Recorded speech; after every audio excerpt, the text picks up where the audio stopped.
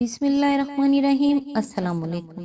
جب آپ اللہ کی جانب بڑھتے ہیں تو منزل آپ کی توقع سے بڑھ کر آسان ہو جاتی ہے کہ یہ واحد فاصلہ ہے جو آپ کو اکیلے نہیں کرنا پڑتا، بلکہ رب ذوالجلال آپ سے کہیں زیادہ تیزی سے آپ کی جانب بڑھتا ہے۔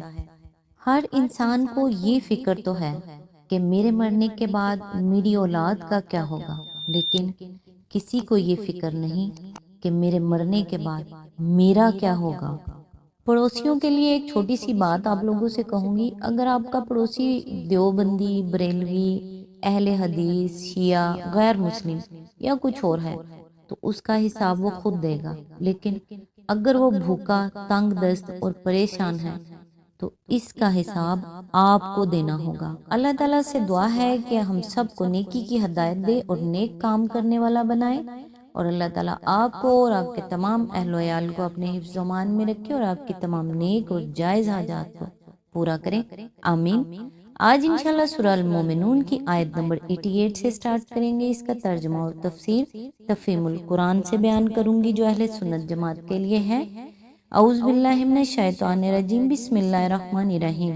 ان سے کہو، بتاؤ اگر تم جانتے ہو کہ ہر چیز پر اقتدار کس کا ہے اور کون ہے جو پناہ دیتا ہے اور اس کے مقابلے میں کوئی پناہ نہیں دے سکتا۔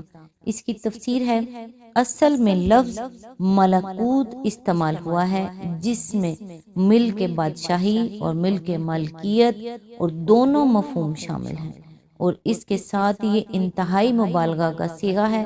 اس تفصیل کے لحاظ سے آیت کے پیش کردہ سوال کا پورا مطلب یہ ہے کہ ہر چیز پر کامل اقتدار کس کا ہے اور ہر چیز پر پورے مالکانہ اختیارات کس کو حاصل ہیں۔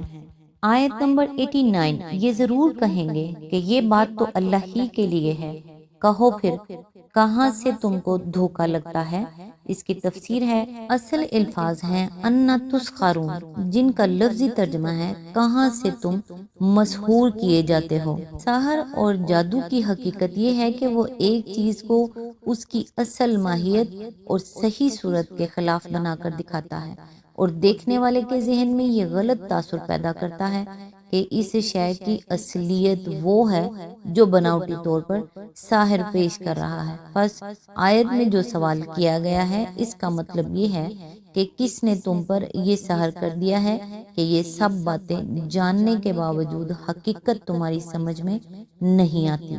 کس کا جادو تم پر چل گیا ہے کہ جو مالک نہیں ہے وہ تمہیں مالک یا اس کے شریک نظر آتے ہیں، اور جنہیں کوئی اقتدار حاصل نہیں ہے وہ اصل صاحب اقتدار کی طرح بلکہ اس سے بھی بڑھ کر تم کو بندگی کے مستحق محسوس ہوتے ہیں۔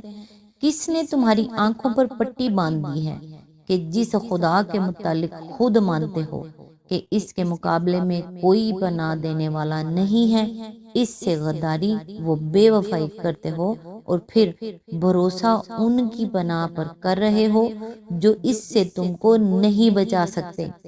کس نے تم کو اس دھوکے میں ڈال دیا ہے کہ جو ہر چیز کا مالک ہے وہ تم سے کبھی نہ پوچھے گا کہ تم نے میری چیزوں کو کس طرح استعمال کیا، اور جو ساری کائنات کا بادشاہ ہے وہ کبھی تم سے اس کی باز پرس نہ کرے گا کہ میری بادشاہی میں تم اپنی بادشاہیاں چلانے یا دوسروں کی بادشاہیاں ماننے کے کیسے مجاز ہو گئے۔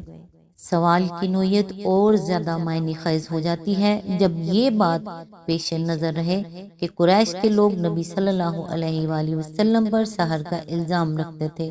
اس طرح گویا سوال کے انہی الفاظ میں یہ مضمون بھی ادا ہو گیا کہ بے وقوفو، جو شخص تمہیں اصل حقیقت، وہ حقیقت جسے تمہارے اپنے اعترافات کے مطابق حقیقت ہونا چاہیے بتاتا ہے، وہ تو تم کو نظر آتا ہے جادوگر، اور جو لوگ تمہیں رات دن حقیقت کے خلاف باتیں باور کراتے رہے ہیں، حتیٰ کہ جنہوں نے تم کو سری عقل و منطق کے خلاف، تجربے اور مشاہدے کے خلاف، تمہاری اپنی اعتراف کردہ صداقتوں کے خلاف سراسر جھوٹی اور بے اصل باتوں کا معتقد بنا دیا ہے، ان کے بارے میں کبھی تمہیں یہ شبہ نہیں ہوتا کہ اصل جادوگر تو وہ ہیں۔ آیت نمبر 90، جو امر حق ہے وہ ہم ان کے سامنے لے آئے ہیں اور کوئی شک نہیں کہ یہ لوگ جھوٹے ہیں۔ اس کی تفسیر ہے، یعنی اپنے اس عقل میں جھوٹے کے اللہ کے سوا کسی اور کو بھی الوہیت یعنی خدائی کی صفات، اختیارات اور حقوق یا ان میں سے کوئی حصہ حاصل ہے، اور اپنے اس قول میں جھوٹے کے زندگی بعد موت ممکن نہیں ہے۔ ان کا جھوٹ ان کے اپنے اعترافات سے ثابت ہے۔ ایک طرف یہ ماننا کہ زمین و آسمان کا مالک، کائنات کی ہر چیز کا مختار اللہ ہے، اور دوسری طرف یہ کہنا کہ خدائی تنہا اسی کی نہیں ہے بلکہ دوسروں کا بھی جو لا محالہ اس کے مملوک ہی ہوں گے، اس میں کوئی حصہ ہے۔ یہ دونوں باتیں صریح طور پر ایک دوسرے سے متناقض ہیں۔ اسی طرح ایک طرف یہ کہنا کہ ہم کو اور اس عظیم الشان کائنات کو خدا نے پیدا کیا ہے، اور دوسری طرف یہ کہنا کہ خدا اپنی ہی پیدا کردہ مخلوق کو دوبارہ پیدا نہیں کر سکتا، صریحاً خلاف عقل ہے۔ لہٰذا ان کی اپنی مانی ہوئی صداقتوں سے یہ ثابت ہے کہ شرک اور انکار آخرت دونوں ہی جھوٹے عقیدے ہیں جو انہوں نے اختیار کر رکھے ہیں۔ آیت نمبر 91، اللہ نے کسی کو اپنی اولاد نہیں بنایا ہے اور کوئی دوسرا خدا اس کے ساتھ نہیں ہے۔ اگر ایسا ہوتا تو ہر خدا اپنی خلق کو لے کر الگ ہو جاتا اور پھر وہ ایک دوسرے پر چڑھ دوڑتے۔ پاک ہے اللہ ان باتوں سے جو یہ لوگ بناتے ہیں۔ اس کی تفسیر ہے، یہاں کسی کو یہ غلط فہمی نہ ہو کہ یہ ارشاد محض عیسائیت کی تردید میں ہے، نہیں۔ مشرکین عرب بھی اپنے معبودوں کو خدا کی اولاد قرار دیتے تھے، اور دنیا کے اکثر مشرکین اس گمراہی میں ان کے شریک حال رہے ہیں۔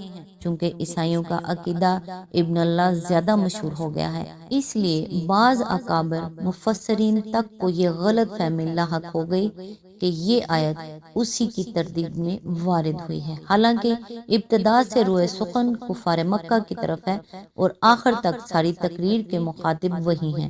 اس سیاق و سباق میں یکا یک عیسائیوں کی طرف کلام کا رخ پھر جانا بے معنی ہے۔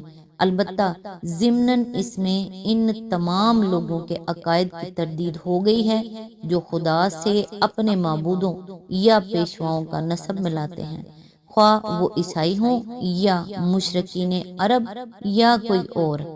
یعنی یہ کسی طرح ممکن نہ تھا کہ کائنات کی مختلف قوتوں اور مختلف حصوں کے خالق اور مالک الگ الگ خدا ہوتے اور پھر ان کے درمیان ایسا مکمل تعاون ہوتا جیسا کہ تم اس پورے نظام عالم کی بے شمار قوتوں اور بے حد و حساب چیزوں میں اور ان گنت تاروں اور سیاروں میں پا رہے ہو۔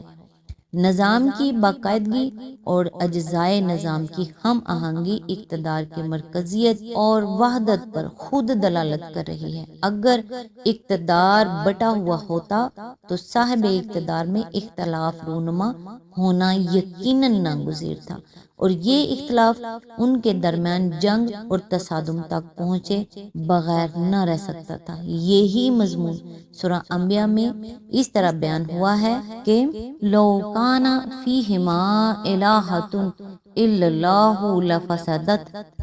آیت نمبر 22، یعنی اگر زمین اور آسمان میں اللہ کے سوا دوسرے خدا بھی ہوتے تو دونوں کا نظام بگڑ جاتا، اور یہی استدلال سورہ بنی اسرائیل میں گزر چکا ہے کہ لو کان معہ آلہۃ کما یقولون اذا لابتغوا الی ذی العرش سبیلا۔ آیت نمبر 42، یعنی اگر اللہ کے ساتھ دوسرے خدا بھی ہوتے جیسا کہ یہ لوگ کہتے ہیں تو ضرور وہ مالک عرش کے مقام پر پہنچنے کی کوشش کرتے۔ اس کی تشریح کے لیے ملاحظہ ہو تفہیم القرآن جلد دوم، بنی اسرائیل حاشیہ نمبر 47، جلد سوم الانبیاء حاشیہ نمبر 22۔ آج تک کے لیے بس اتنا ہی، نیکسٹ انشاءاللہ آیت نمبر 92 سے سٹارٹ کریں گے۔ تب تک کے لیے دعاؤں میں یاد رکھیے گا۔ اللہ حافظ۔